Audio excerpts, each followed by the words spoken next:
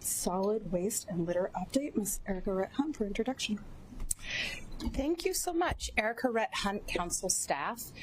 So this is a session that was requested by this committee, and litter has become an important issue for solid waste, and litter are an important issue to the health and well-being of our county, and litter has become an increasingly important issue around our county. Really? Okay. That's what we're talking about today. Are you kidding me? Uh-oh. I'm sorry. Committee member Gibson, why would you do that? Apparently, when you litter in Pierce County, Sasquatch shows up. Okay, I'll play the video. Sasquatch. Citation. There's big fines, too. Pierce County is an amazingly beautiful place to call home. For people, for wildlife, and of course, for Sasquatch.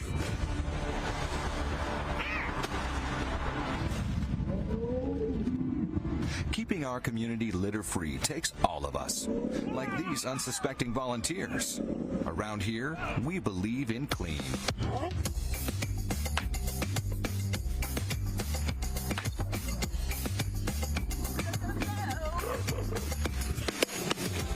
Pierce County works hard to keep our roads clean, but we need everyone's help. And we do mean everyone. See trash in a park? Toss it. Find litter on the beach? Pick it up. Discover debris in the water? Scoop it out. And you can do your part. Keep a trash bag in your car. County 20 in pursuit of littering raccoon. And don't litter. Doing so can lead to hefty fines. We can all make a difference, especially when you participate in our Adopt a Road program. Because in Pierce County,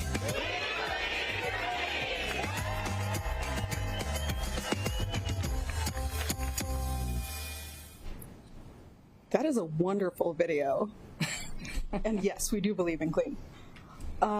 With that, I want to thank Sasquatch for making a cameo appearance in our committee meeting this morning, and also for priming us for our solid waste presentation today. And so with that, I will introduce our two presenters today from Planning and Public Works. We've got Mark Schumacher from Maintenance and Operations and Chris Brown from Solid Waste. And we're going to talk about everything solid waste and litter today. So please. Wonderful. Thanks for joining us and welcome. Yes, good morning. And that was quite an introduction. So for the record, Mark Schumacher, Maintenance and Operations Division Manager, here with Chris Brown. We'll be covering the status of solid waste and litter response for the department. Next slide, please. Quick gloss over the agenda. We'll provide a quick update on Council's proviso for litter prevention, marketing, and education campaign. And about halfway through when I'm done, I'll be happy to answer questions before I hand it off to Chris. Next slide.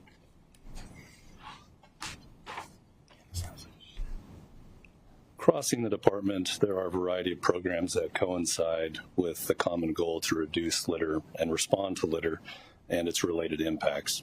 This is a coordinated effort, and as you can see listed, there are a variety of programs that you're likely familiar with, and we'll talk more about them in more detail. Next slide. The sources of litter are fairly well known, but I want to draw your attention to the image in the upper right corner, which is an example of a term that I'll refer to, which is loosely dispersed litter or scattered litter. And it's difficult to address because it's kind of ubiquitous. It spreads over a large distance and it's difficult to clean up. I also want to call your attention to the image in the lower right, which is kind of a gross illustration of kind of worst case scenarios for litter and illegal dumping within the right-of-way. In that particular scenario, we anticipate that it may have been a dump truck or a box van. Maybe it was somebody cleaning out a rental unit, and they decided to dump it just in the middle of the road. In this particular scenario, it required equipment to be mobilized, manpower, mechanical sweeper to make sure there was no sharp objects left on the ground. It requires a fair amount of effort.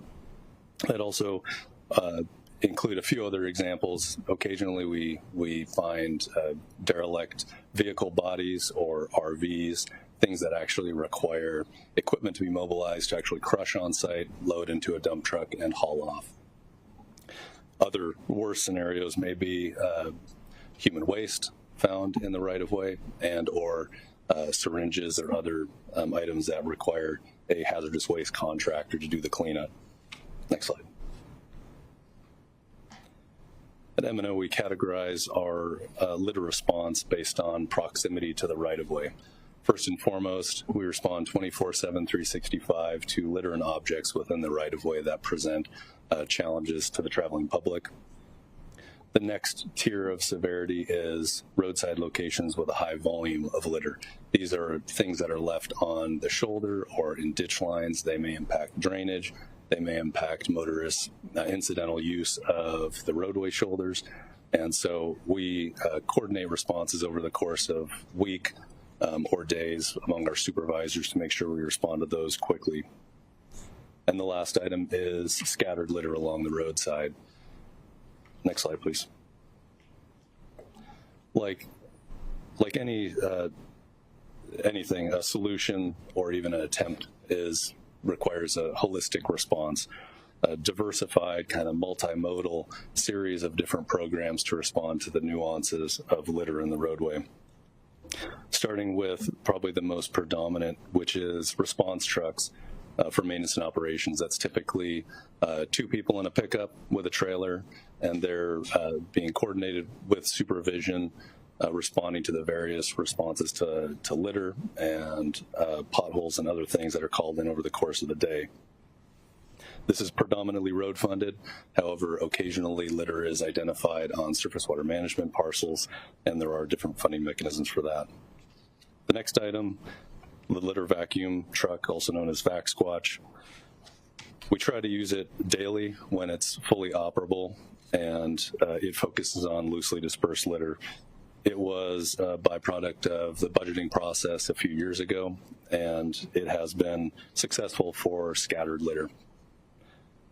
The third item, which is a solid waste funded program, is a seasonal 5-month crews. They're extra hires, and they support the litter vacuum truck, and they also do manual cleanup along the roadways. Unfortunately, that program is only supported for 5 months, though. And then last but not least, Maintenance and Operations administers the Adopt a Road program, which I'll talk about in more detail coming up. Next slide. In the next few slides, I'll talk about some metrics that Maintenance and Operations tracks. In 2025, we removed 635 tons of litter from the roadway. That's almost 2 tons per day. It required over 23,000 labor hours. And for Maintenance and Operations, which has a staff count of 232 full-time employees, up to 275 during the summer months, that can equate to 11 to 14 employees worth. That's 4 to 6% of our workforce over the course of a calendar year being dedicated to litter response. In 2025, we responded to 2,300 requests, and that equates to approximately 6 per day.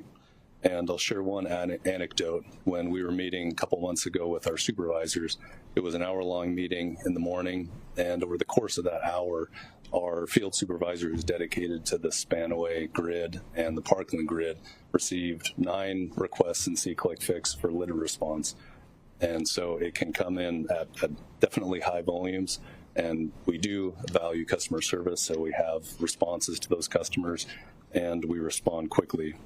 Our average is approximately 1.3 to 1.8 days to close responses for litter. Next slide. Some interesting takeaways from this slide are the trending for SeeClickFix entries regarding litter response. As you can see, it's it's very linear with a trend upwards. This could be for a variety of reasons. It could be because more people are littering. It could be because more people are leveraging the use of the SeeClickFix application. We'll continue to analyze this to determine cause and effect.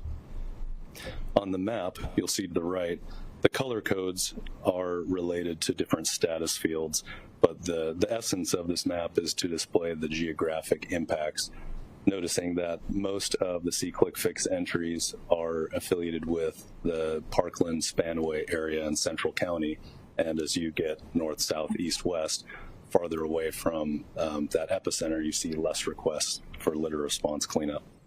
Next slide. Looking at litter removal by ton, you'll see that we differentiated between maintenance crews and the litter vacuum. One takeaway is that though the litter vacuum can address a lot of loosely dispersed litter, it's not heavy. It's generally pop cans and small bags, small items, and so you don't accumulate or collect a lot of tonnage, but you may collect a lot of individual items. By sheer volume, the majority is cleaned up by mechanical or manual means. Next slide. Looking at litter response hours, you'll also see that gradual continued rise in labor and equipment hours. Next slide, please. Litter removal program cost is probably the most dramatic in that looking at 2021 to 2025, it's been a significant increase. In 2025, we were approaching $1.7 million from the maintenance and operations budget spent on litter-related responses, and we anticipate that could continue to climb. However, we are kind of approaching an area where we're having to curb the amount of staff that we can send out on a regular basis responding to litter, as it does start to compromise our other road preservation activities. Next slide, please. The litter vacuum truck, everybody is fairly well aware of, and I can answer questions if they do arise, but I'll move on to the next slide. For the Adopt a Road program, again, administered by Maintenance and Operations, we have currently 115 agreements in place. I'll note that that number dropped by 65 over the course of 2024 and 2025 as we embarked on a cleanup effort to identify volunteer groups that were no longer active. We expect volunteer groups to complete 4 cleanups a year, and we identified 65 that were not. And so we contacted them directly, and we either got no response or they indicated that they're no longer active. So we removed those agreements and reopened those roadways for other potential volunteer groups. In 2025, we completed not we, but volunteer groups completed 298 cleanups that were reported. Next slide.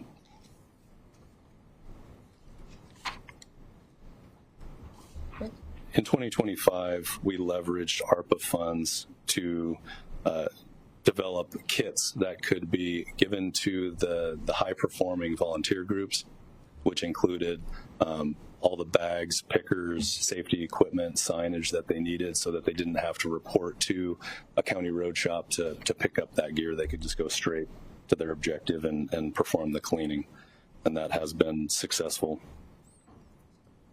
Next slide. That concludes Maintenance and Operations update. I'm happy to take any questions that you might have. Thank you. We're going to open this up for questions from colleagues. Any questions? Committee Member Moreau. Thank you, Madam Chair. Thanks for the presentation. What I have seen within the VAC squash, great idea. The intent was good. Very labor intense for just picking up loose trash.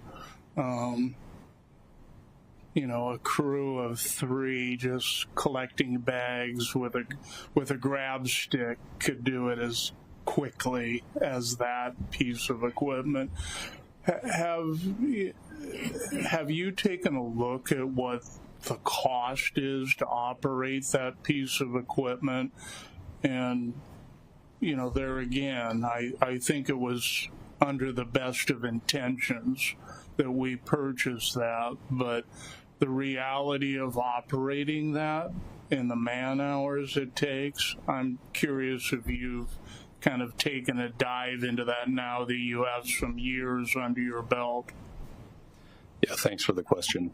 We have taken a look at the cost per ton. I don't have the numbers with me, but what we did find is that a crew of a few people can pick up loosely dispersed litter at a greater level of efficiency. The one good plus that the Litter Vac Squatch has is that it adds a level of safety for high volume arterial roadways. And so we can also look at opportunities to focus the litter vacuum on roadways that do not have litter that's integrated into the vegetation. So when we need a ground person and people for traffic control in those scenarios, as you bring up, it becomes very labor intensive. Okay. And you haven't sucked up any bunnies, have you? No. Okay. That was one of the concerns that one member had. So thanks. I would like to take a look at that because, continuing that may not be the best use of dollars and staff. And I know the Parks Department can use a leaf picker-upper of that magnitude. So maybe, you could sell it to Parks. Thank you. Thank you. Thank you, Chair. I mostly want to thank Planning and Public Works for all of their work around litter because we do get a lot of complaints from constituents. I mean, every time I'm out in the community, a lot of times they complain about our roads, but a lot of times they're complaining about like Highway 16 in my district, which is a state highway, or they're complaining about 512, which is also part of the state system. So we educate them and we connect them with WSDOT and all of that. But, we've got to keep our side of the street clean, literally. And so it's really, really good that we're making progress on that. Just a couple, mostly things for my colleagues, a couple things that you all have helped us with is your staff gave us kind of the dirty dozen in my district, like roads that you get the most complaints from C-Click-Fix about that we don't have adopted. So we have really intentionally marketed those roads when we're out in the community looking for partners. And when somebody calls us about a road, we try to encourage them to adopt some of those. So that's been something that my colleagues might want to consider. We also did an Adopt a Road appreciation event last year. Was it last year or was it the beginning of this year? This year, like in collaboration with the premiere of the video with Sasquatch. And I cannot tell you what that meant to some of our volunteers that have been doing this sometimes for decades. So we've got the Keeping It Clean group, which is on the Key Peninsula and is always winning awards. I mean, they are out monthly. They're so amazing. They do tons of roads. But we had like a community I didn't even know about called The Lakes, which is a 55 and over community. And these guys, they are such a team, and they brought their families, and they were so excited about it. And because some families showed up at this event, I think we picked up 2 or 3 more Adopt a Road groups because, they were like, hey, we could do this too, and this would be fun. And we walk our kids to the school bus, and we'd like this section of road. So it was not expensive. We got like a charcuterie board and did it at a brewery or something. And it was fun, and we appreciated Mr. Smith coming out and Director Diekman coming out to support as well. So I think those Adopt a Road programs are wonderful and something that community groups really get a lot of community and relationship about, and the opportunity to recognize them is really appreciated, and it's all in partnership with you all. So thank you so much. It's a tough issue. It is a tough issue. I've literally seen people, I'm sure you all have too, throwing candy wrappers or those energy bars or something, wrapper out the windows of their car. I'm like, seriously? What year is this? mean, seriously. So, I mean, I just think we need to continue to educate, and I know your educators are out there as well talking in schools about litter, but you know, whatever we can do to just build that ethos of this is our community and we need to be taking pride in it, and we also need to do it for the health, like the environmental health and the health of our populations here. It's all really important. So thank you for all your work. Thank you. Thank you, Committee Member Denson. Any other questions or comments? Committee Member Morrell. Thank you. I do want to compliment my colleague for her work on this issue. I think the community has rallied together to try and handle a problem that's just exploded over the last decade. So, you know, that was a great way to use Sasquatch, because I think we need more of those type of programs to bring interest to this. Do you see, when you're out there picking up garbage along the roads, is it certain garbage? In other words, is it cups? Is it cans? Is it wrappers? Is it fast food? I mean, what really is it? Everything I've heard is it crosses the spectrum. So there's not any particular trends that I've heard from crews. So people just roll down their window and throw things out. So one other contributing factor is garbage that's in people's pickup trucks. You know, becomes mobile. Securing your load is really important, and also considering garbage trucks and bins along the roadway that people put out that are overfilled. It's holistic. It's all of those things result in that litter that's just loosely dispersed along the roadway. Okay, and the larger solid waste, like abandoned vehicles, motorhomes, boats. I was up in District 3 and I saw 2 boats along Oroville and 3 motorhomes. What does it cost to haul away a motorhome? Well, sometimes we do hire bulk junk haulers because sometimes if the vehicle does have identification, they have to follow a very specific process in coordination with the Sheriff's Department, who are great supporters in those scenarios. I can't speak to cost specifically, but we have had to load up multiple dump trucks load of the steel and fiberglass and material that had to be crushed from an abandoned trailer or a boat. However, in some circumstances, it is considered roadside litter and free to dispose of for Pierce County Maintenance and Operations. Okay. Thank you, Madam Chair. Thank you. Other question, Committee Member Yambe.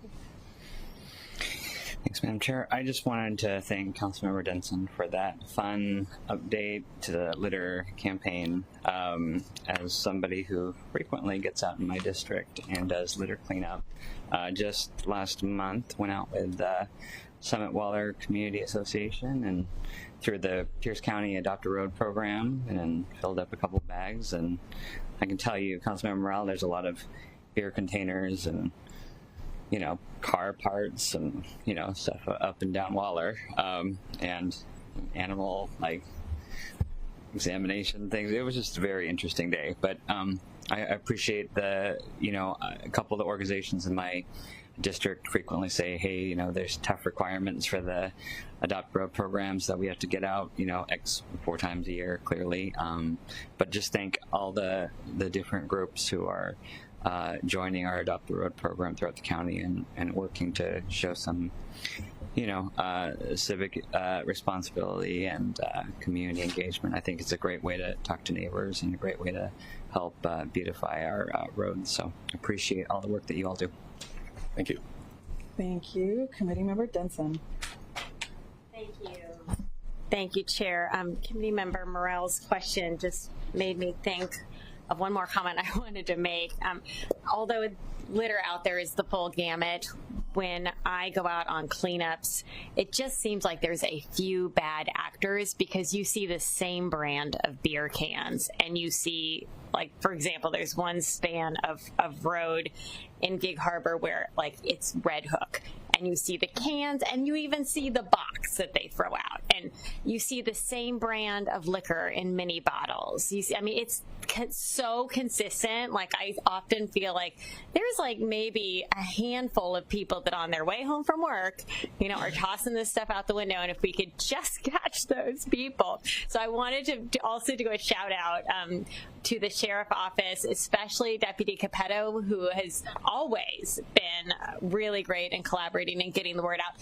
They can find people. They can find people, but the sheriff deputy has to see somebody doing it. So I know they've got a lot on their plate, but that is something I know our sheriff deputies, most of them live in our communities, and they really care about this issue too. So it's important to get the word out that, you know, if the deputies choose and if they see you littering, they can pull you over, they can fine you, and they have done it before. Deputy Capetto has some fun stories about that. So a quick thank you to them as well. Thank you. Wonderful. Committee Member Morrell. Okay, one last time.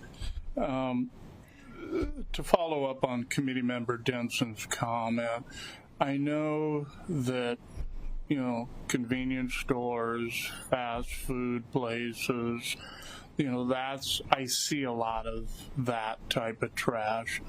I live on a private road, and I can't tell you the amount of fast food trash that they pull over and just dump out the window. My mind explodes. That whole concept of just throwing stuff out and expecting, you know, it just to disappear overnight. I don't get that thinking. But along those lines, does the health department, do they take up any type of campaign on litter? That I'm not familiar with, but I'll make a note and we'll talk about it when we're working on the council proviso. Okay, I'm just kind of curious, because if they could target certain industries that seems like the litter is being generated from, to whether it's advertising or more containers to deposit things in. I know that, you know, from our standpoint, we don't have an aggressive recycling program here in Pierce County. You know, I know if I go down to Oregon, they have bins all over the place in these businesses that you could dump cans, bottles, trash into.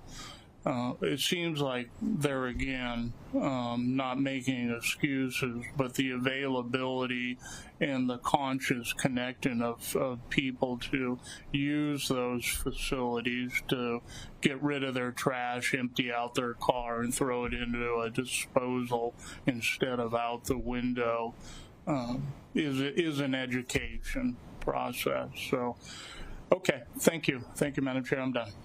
Thank you. Are you sure? I see no others on the queue. I have just a couple of questions. Ooh, excuse me. On your SeeClick Fix slide, you mentioned where those requests usually come from. I'm looking at the dot graph that's there. I'm noticing 1, 2, 3 orange dots. Can you speak more about those dots there?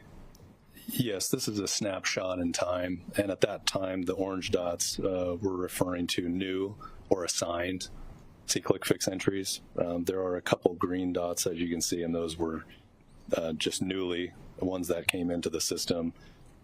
Black and blue are either completed or archived. Got it. So this was a snapshot of the history of SeeClick Fix. I see. Got it. And then you mentioned the average day to close a SeeClick Fix, 1.3 to 1.8 days. Is there a prioritization process through that? There are several different types or categories. When customers go into See-Click Fix, they can select a few different categories, and so it's not just one. There's nuances, and really the differentiation is it within the traveled way? And even our after-hour call center, Olympic Radio, they will call the on-call supervisor if it's reported to be within the right-of-way. If it's reported to be on the shoulder, then it's sent via email. So really, it's that differentiating factor that prioritizes our response. But our response level of service is immediately as soon as we can get crews out there to remove it from the roadway. Gotcha. And then lastly, I just want to bring this up, and I want to thank Committee Member Morell around and Denson around issues pertaining to whether it's convenience stores or fast food restaurants and whatnot. And I would say the tendency and the trend to see more litter within a certain perimeter of those places. I'm curious if we've explored any outreach or partnership with them in terms of what it might mean to have some maybe literal trash cans that we can start to do some adopt a block or adopt an adoption program to get at some of those things. Yeah, for maintenance and operations, we haven't gone down that path, but I think it's a worthwhile endeavor as we're talking about how to target different communities and locations through the campaign. So, got it. Thank you. I know there's more to the presentation. I see nothing else. Okay, let's continue. Great, thank you. I'll hand it off to Chris Brown.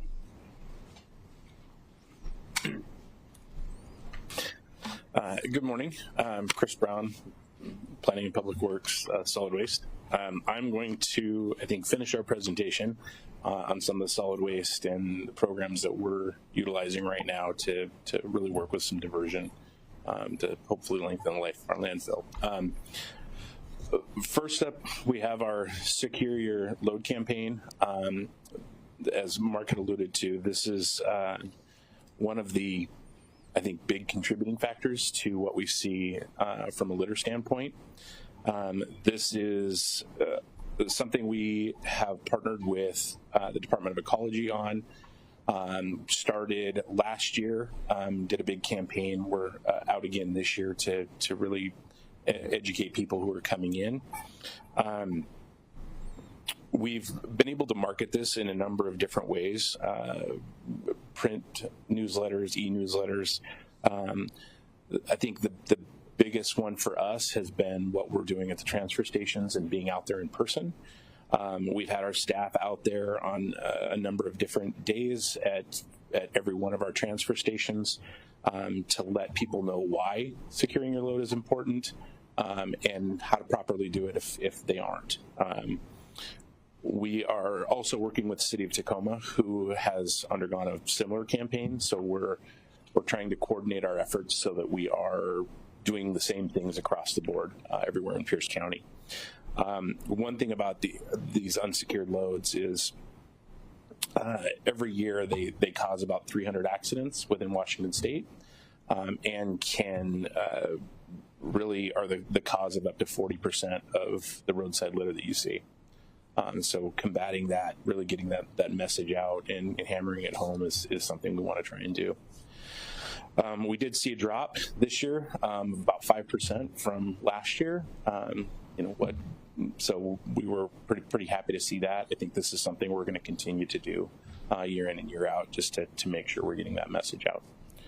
Next slide, please. One of the other things we're doing is our waste disposal voucher program. This was developed several years ago, but has really gained traction over the last few years.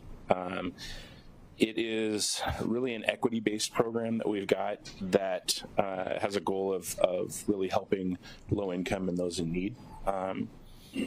We are now partnered with over 50 different agencies and community groups, and but they range from food banks to senior centers, human services, child welfare agencies, school districts, and they are able then to get those in the hands of the people who need them that they work with every day.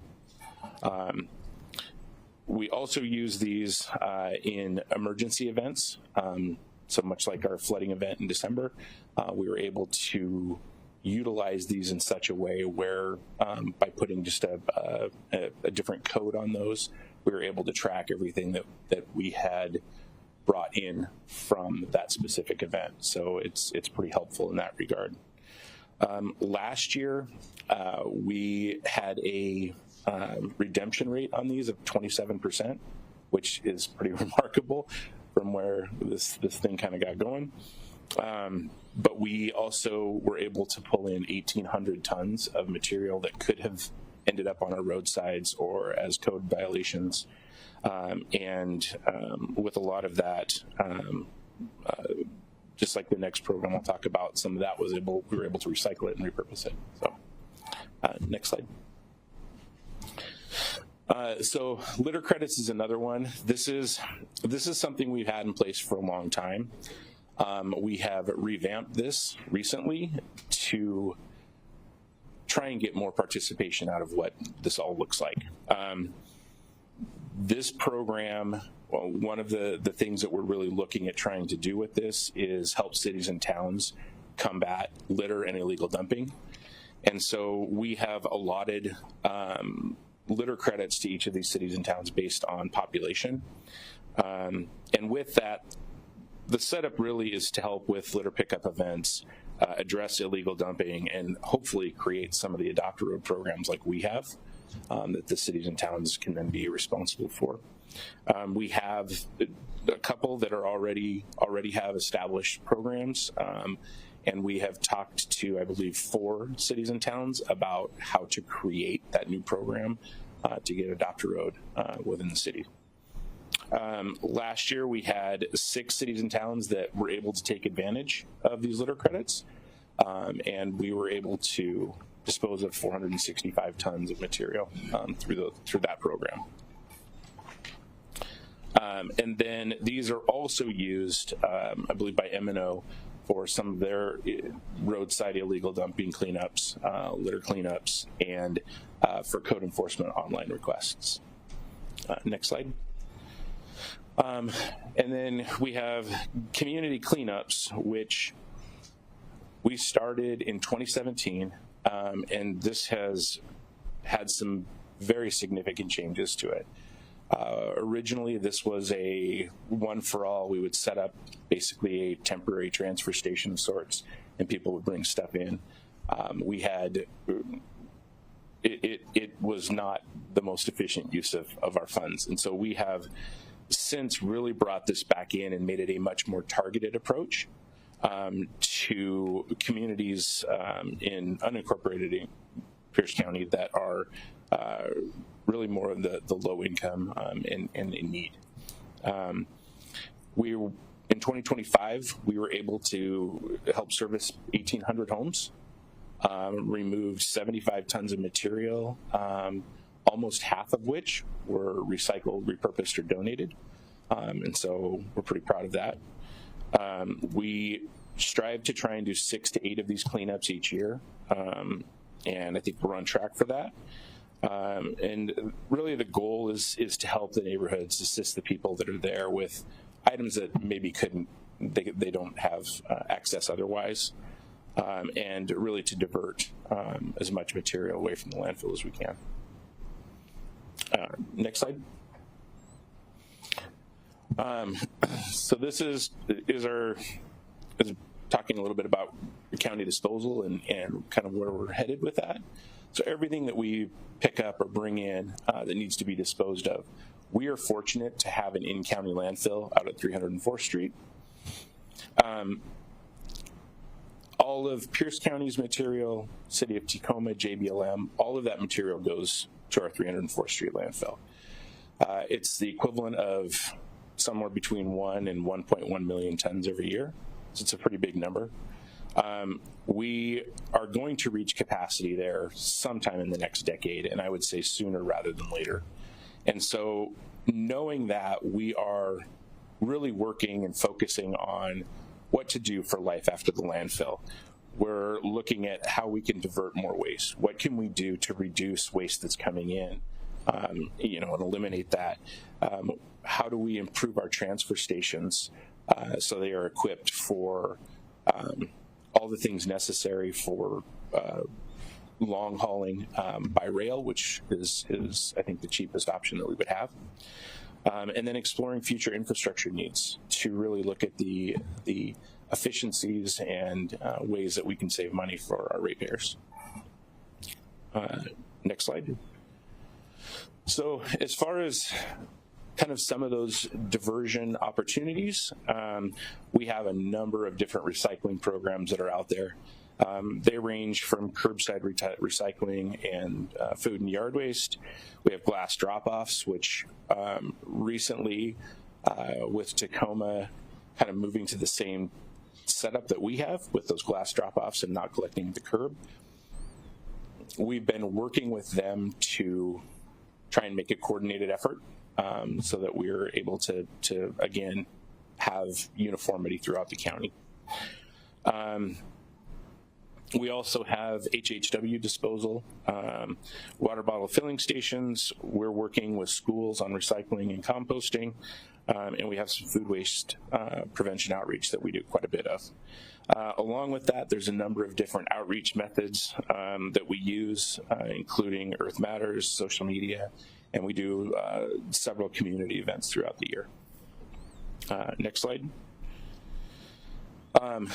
So social media has been, I think, a big one for us this year.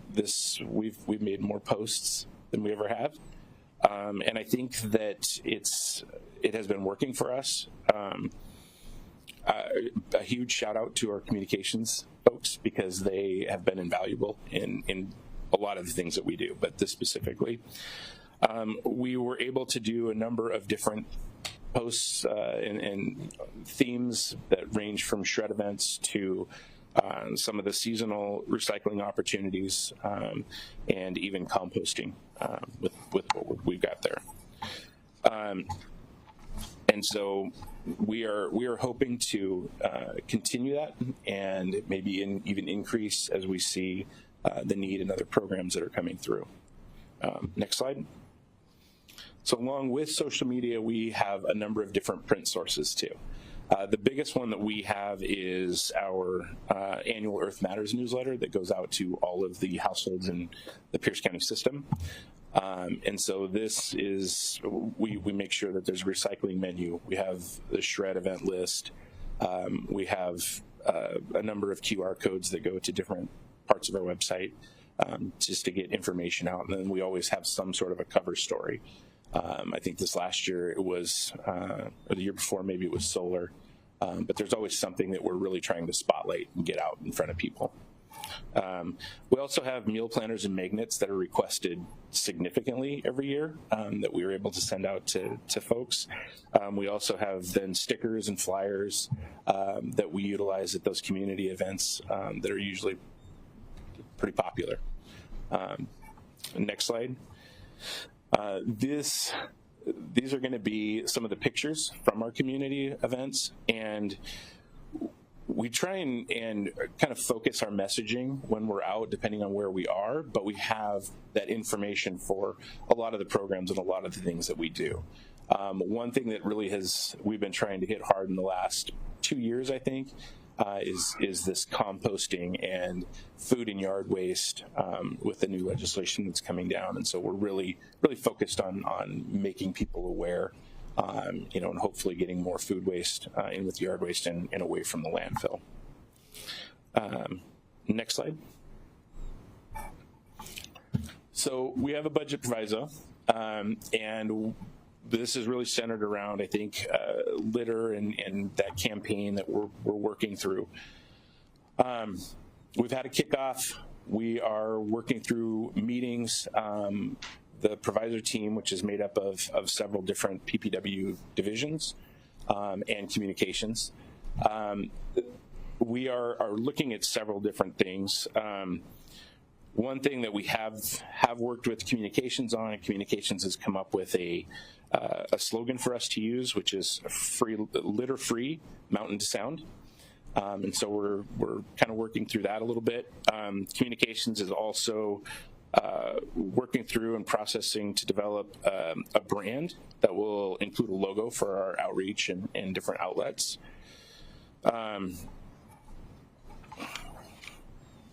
The messaging themes throughout all of this really are going to focus on environment, community, fiscal impacts, prevention, and county efforts. And one of the pieces to this is getting some signs out in kind of some of those problem areas. And so M&O has several locations that they're always tracking. We're going to utilize that. We've been talking to some of the community groups about what they see because they're out and about all the time.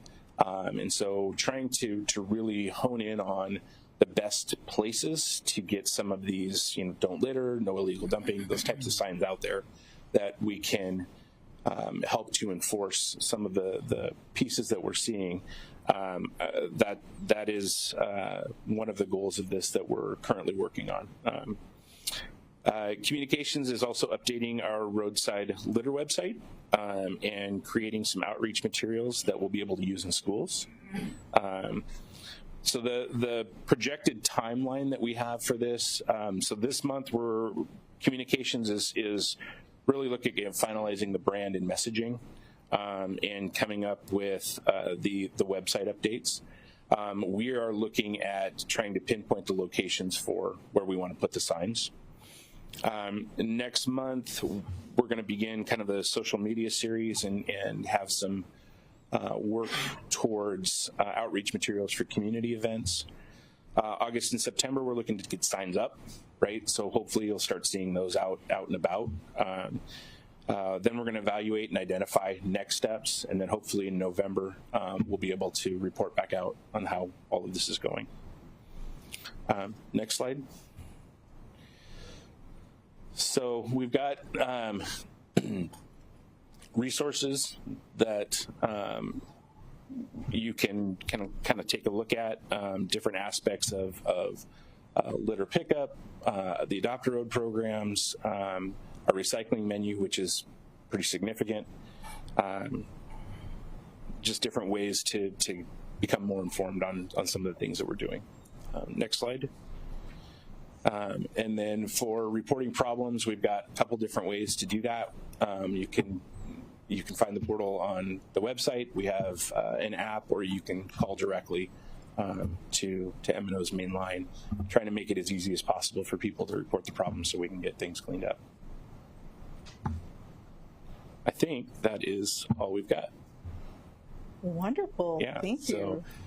Thanks for keeping it clean. Yes. So whatever questions you have, I would be happy to try and answer anything that comes up. Got it. All right. Committee Member Denson. Thank you. I am just really excited. Thank you so much for updating us on the proviso. This is something that constituents throughout the county, but certainly in my district, have asked for. And you're hitting all of the points. The education in schools, they remember growing up and they had poster campaigns and there was, so much information. And so thank you for doing that. The social media is important. The signs, having a logo and a brand, things that we can all really push out consistently in our communities. Thank you for working with the litter groups to get their feedback, because these are our litter experts. I mean, they are passionate about this. So I'm just super excited. This is something I think we've needed for a long time, and you're doing everything that I could have envisioned and way more, because you live this every day, Mr. Brown. So thank you so much for your commitment to this. I'm so excited about the timeline, and just let us know when you start pushing stuff out so that we can make sure that we're pushing it out to our networks too, because they're going to appreciate it. Thank you. Wonderful. Thank you. Committee Member Yampe. Mr. Brown, you and your team, I have to give compliments to on the design of the little handouts and mailers that I keep seeing are always very interesting and interactive and impressive, and something that I can show off to people, and just can't appreciate the communication side of your team enough, because I have heard many compliments from it, and people frequently get the different newsletters and things, and they're just really impressive, and it really elevates our county. So I really appreciate the work that you and your team do. Thank you. Yeah, communications is a big help in a lot of what we do in that regard. Wonderful. I do have to compliment PPW's communications team from several sides of the house. It's pretty impressive. Yes. What they're able to do. Committee Member Morrell. Thank you, Madam Chair. I think my committee member, Yambi, is more than willing to do a rap video about litter. And so I know we have to connect with the generation we're talking to. So I think he would be good at that. And make it cross-generational. Committee Member I'll do it if you do it. Councilmember Morrell. I don't know if they would call me out, but I go, who's that old guy in there? So anyway, but there again, you got to connect at the level of the audience you're trying to get. So the other thing this is an actual question. You talked about outcomes. How do you measure outcomes in a program like this? You talked about a 5% reduction. How do you pull 5% out, and how do you do that? So what we did for this is, starting last year, we logged every person that we talked to, and we looked at who was coming in, who wasn't.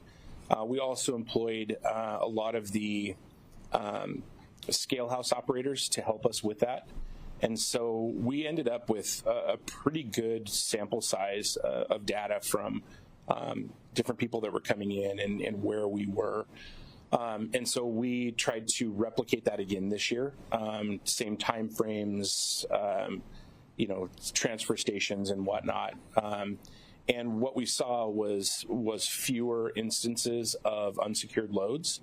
Now, some of that could have been time frames. It could have been education. It could have been, a number of different things. But what we saw and what we were able to track from that data was about a 5% decrease from last year. And that's why we really want to see year in and year out kind of where that goes. And so we'll do this again next year, trying to utilize the same time frame and hitting the transfer stations around the same times, just to make sure that we are staying, in that consistent area, so that we can, apply results like results from year to year. Okay, and remind me where you get your funding. So ours comes from our rates, the solid waste tipping fee. There's a county cost component that we collect from every ton that gets remanded back to Fund 470. That's where our funds come from. Okay. And to follow up on kind of the group that I see dumping, since I live on a private road, I have gotten everything dumped on my road. But one of the things that I see is kind of weekend warriors that will, for $100, they will go pick up all your junk. They aren't going to go to the dump.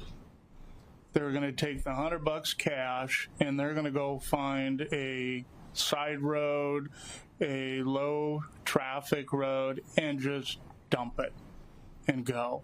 That's probably 90% of the people that I've caught on my road. So that's kind of the group that you're looking at, and I do ask them. I've made them load the stuff up and get out of there.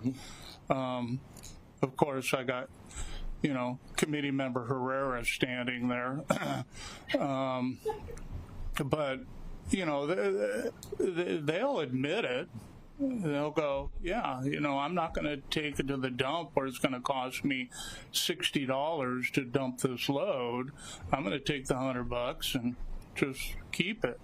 I've even had, and mattresses are another issue that I constantly deal with.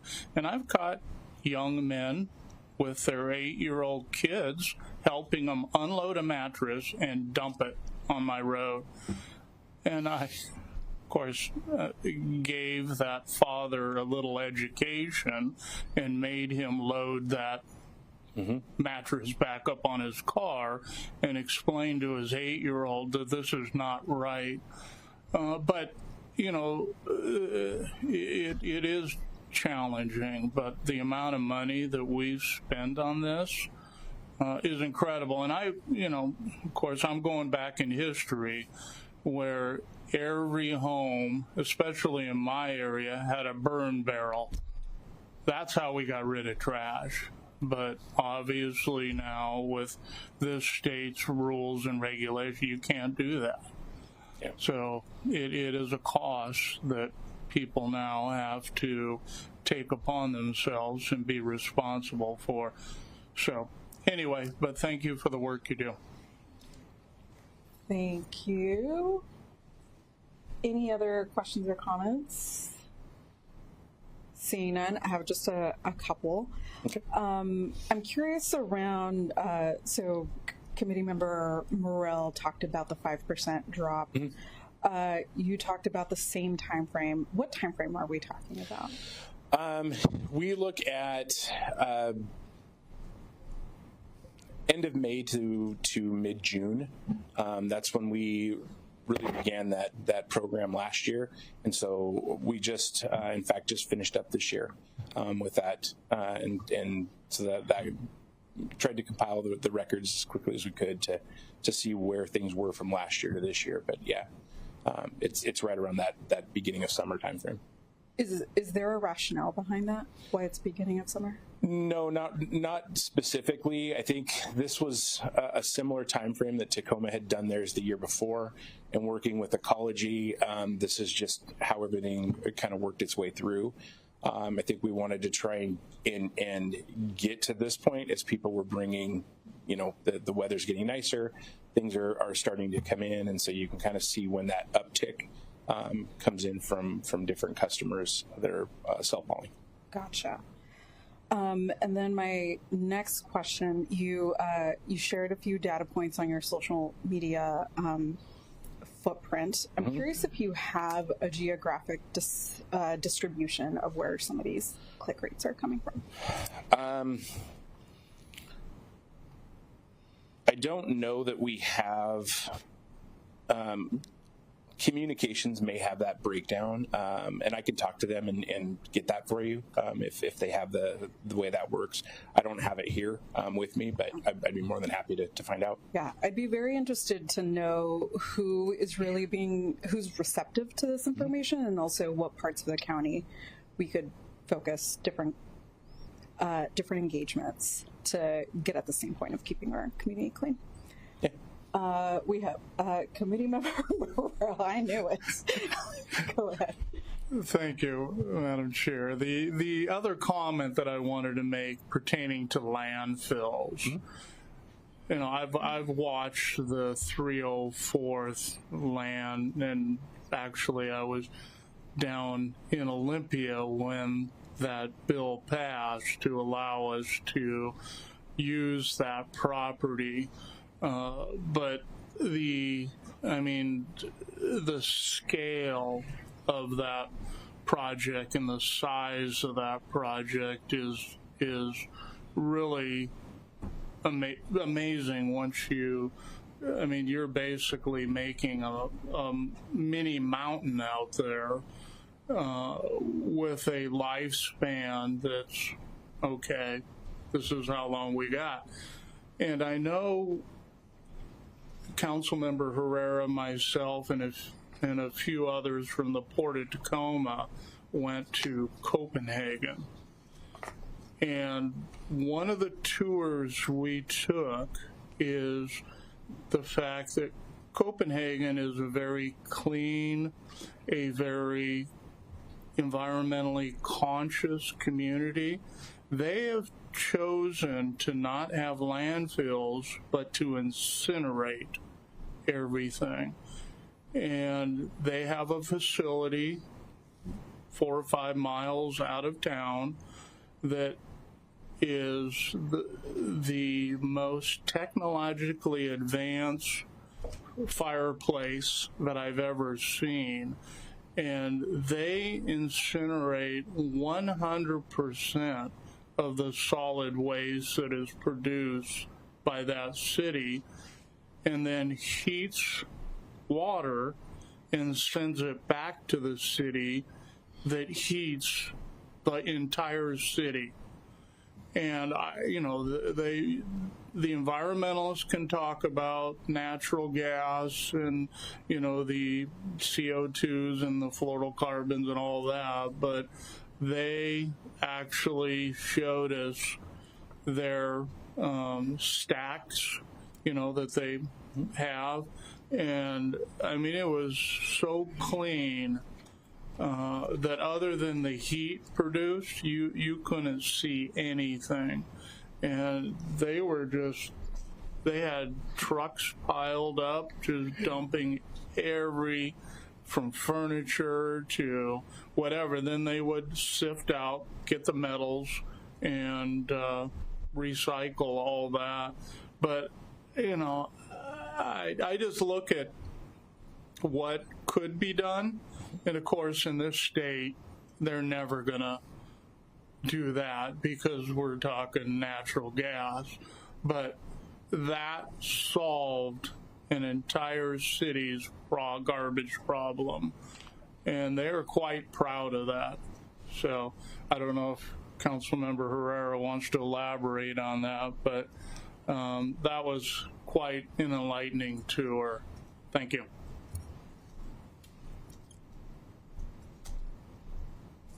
There you go. Sure. I spoke all day. So, but yeah, it was amazing what they were doing there. And again, it seemed like that area is like 2 or 3 steps ahead of us when it comes to electrical stuff, everything. And they figured out a way. And they were kind of forced to because they don't have land to do these things. And they've been dealing with garbage in that city, which that city's 1,000 years old. So they've come up with a genius way to do something different. Thank you. Wonderful. Thank you. Any other questions or comments from committee members? Seeing none. Well, thank you both so very much for joining us this morning and sharing all the ways that we're keeping our community clean. I have to say, one of my favorite presentations that we get. Appreciate you both. Thank you so much.